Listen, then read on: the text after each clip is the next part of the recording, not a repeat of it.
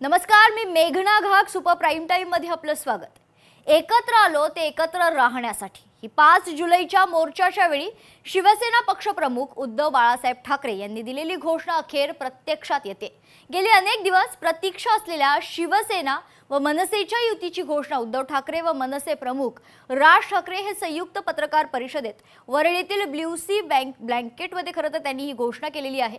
मुंबईसह राज्यातील महापालिकांमध्ये शिवसेना ठाकरे गट आणि महाराष्ट्र नवनिर्माण सेनेच्या युतीची चर्चा काही दिवसांपासून सुरू होती. मात्र जागा वाटपावर निश्चित होत नसल्यानं घोषणा लांबणीवर पडली होती. आता ती युती प्रत्यक्षात आली आहे. पाहुयात यावरच लोकशाही मराठीचा हा खास रिपोर्ट.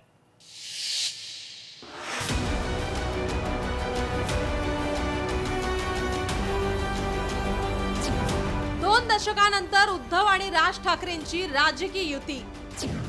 महापालिका निवडणुकांसाठी दोन्ही पक्षांची युती. याआधी याच बँक्वेटमध्ये भाजप आणि शिवसेना युतीची घोषणा झाली होती. सत्ता संघर्षाच्या राजकारणात शिवसेना भाजपा युती टिकली नाही. ठाकरे पक्ष आणि मनसेची युती राजकीय चमत्कार घडवणार का? हेच ते वरळीतील ब्ल्यू सी बँक्वेट, ज्या ठिकाणी 2019च्या निवडणुकांआधी भाजप आणि शिवसेना यांच्या युतीची बहुचर्चित पत्रकार परिषद झाली होती.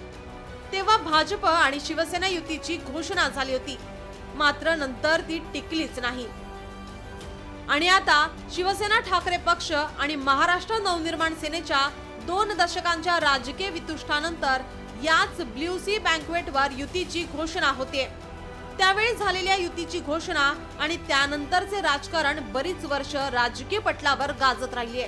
आता या युतीची घोषणा राज्याच्या आणि विशेषतः मुंबई महानगरपालिकेतील सत्तेचे राजकारण कसे बदलते याची राजकीय चर्चा आहे. 2014 मध्ये शिवसेना आणि भाजपच्या युतीचा अवघ्या 4 जागांसाठी काडीमोड झाला होता.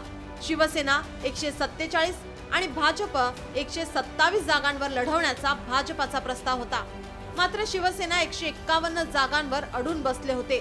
त्यावरून ऐन निवडणुकीच्या वेळी ही युती जागा वाटपाच्या मुद्द्यावरून तुटली होती. निवडणुकीत स्वतंत्र लढलेली शिवसेना नंतर सत्तेत बसली, पण त्यांच्यातील वितुष्ट वाढत राहिले. दरम्यान शिवसेनेकडून भाजप आणि नरेंद्र मोदी यांच्यावर टोकाची टीका करण्यात येत होती. त्यानंतर 2019च्या निवडणुकीसाठी भाजपाने एकत्र लढण्याचा निर्णय शिवसेनेसमोर ठेवला. दोन्ही पक्षांनी एकत्र येण्याचा निर्णयही घेतला. त्यावेळी अमित शहा यांनी मातोश्रीवर जाऊन अडीच वर्ष मुख्यमंत्रीपद देण्याचा फॉर्म्युला ठरल्याचे उद्धव ठाकरे सातत्याने सांगत आले. पण अशी काही बंद दाराआड चर्चा झाली नसल्याचे सातत्याने भाजपाकडूनही सांगण्यात आलंय. मुख्यमंत्री पदाच्या मुद्द्यावरून पुन्हा एकदा भाजप आणि शिवसेना युती तुटली आणि शिवसेनेने भाजपला सत्तेपासून दूर ठेवण्यासाठी काँग्रेस आणि राष्ट्रवादी काँग्रेस सोबत आघाडी केली.